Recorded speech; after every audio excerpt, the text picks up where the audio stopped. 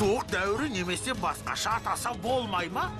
Тыңдашы мені, мұның бұз дәуірі екенін қайдан білеміз? Өйткені айнала толған мұз. Расымен салқындап кеткен сияқты. Көмектесіңдер! Балала, жүріңдер енді. Күштен қалып қоятын болдық қой. Бірақ әке! Болды енді.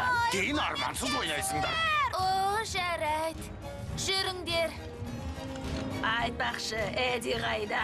Эволюциялық серпіліс деп бірдеңелер айтып жүрген. Рас па? Мен ұшып барам! Серпілісінің түрін.